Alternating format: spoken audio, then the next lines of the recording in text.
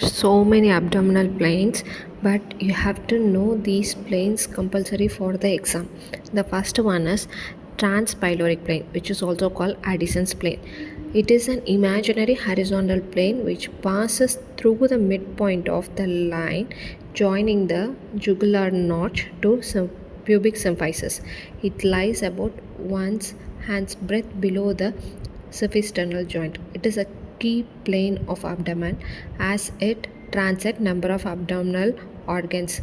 The pylorus of stomach, fundus of stomach, neck of the pancreas, hila of kidney, and origin of superior mesenteric artery, formation of portal vein, root of transverse colon. So one artery, vein, transverse colon, and the viscera. For subcostal plane, it is an imaginary horizontal plane that passes immediately below the costal margin. And transumbilical plane, it passes through the umbilicus. Intertubercular plane is the imaginary horizontal plane which joins the tubercles of iliac crust. It passes through the upper part of L5 vertebra. The upper border of liver, put a point A little below the right nipple on right fifth rib and point B in the middle of xiphi-sternal joint. Point C below and medial to left nipple in left fifth intercostal. So A, B, C, A is on just below your right nipple, B is at the xiphi-sternal joint, C is in the just below your left nipple. Now draw these lines which represents the upper border of liver. For the right border, put a point D just below the tip of right 10th costal cartilage. Now join A and D which represents the right border. For lower border of liver, you have to draw the transpyloric plane. Now put a point E on the tip of 9th intercostal cartilage. Now join D, E, C with there is a dip in point E which represents the lower border of liver. Of the gallbladder can be marked in the angle on the right side between the right costal margin and linea semilunaris. For McBurney's point, draw a line extending from umbilicus to anterior superior iliac spine. This is also called spino-umbilical line. McBurney's point is at the junction of medial 2/3 and lateral 1/3 of this line.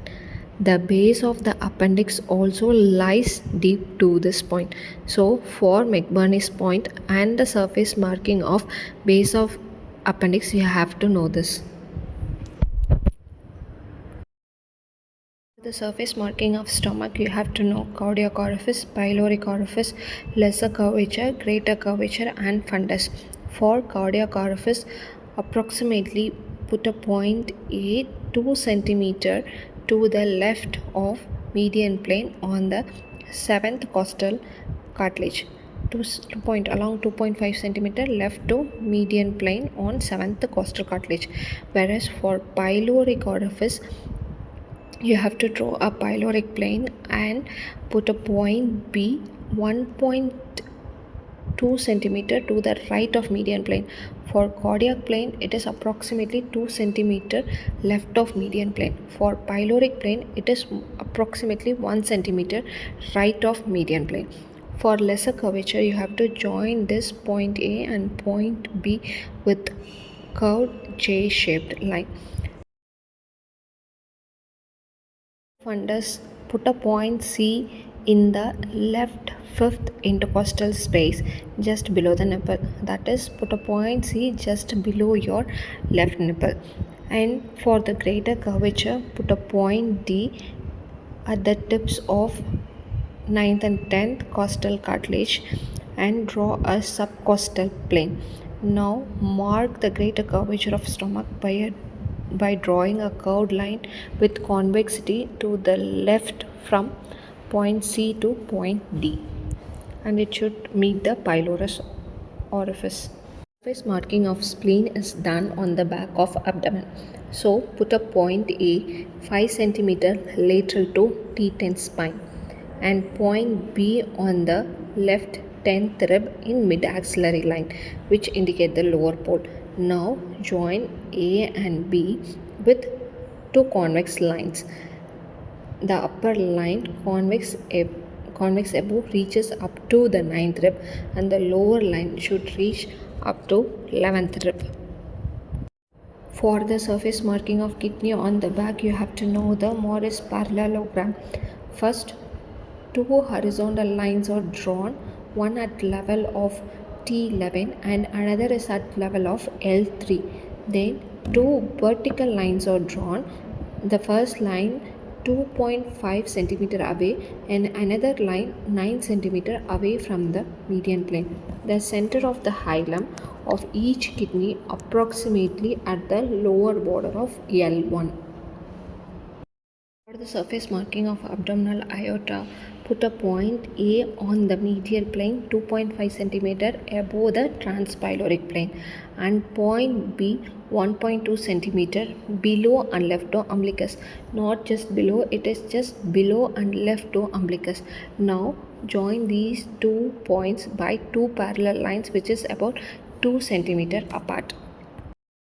Marking of inferior vena cava, put a point A just below the transtubercular plane and 2.5 centimeter to the right of median plane, which indicates the beginning of the vessel, and point B on the sternal end of right 6th costal cartilage. Draw two parallel lines 2.5 centimeter apart, which represent the IBC. Surface marking of root of mesentery, put a point A 1 cm below the transpyloric plane and 2.5 cm to the left of midline. The point should be 2.5 cm to the left of midline, and point B corresponds to the point of intersection between the right lateral and transtubercular planes. Just above the medial half of inguinal ligament, the surface marking of inguinal canal is marked by two parallel lines which is 4 cm long. The deep inguinal ring is marked 1.2 cm above the mid-inguinal point, whereas superficial inguinal ring is marked just above the pubic tubercle as a triangular opening at the medial end of two parallel lines.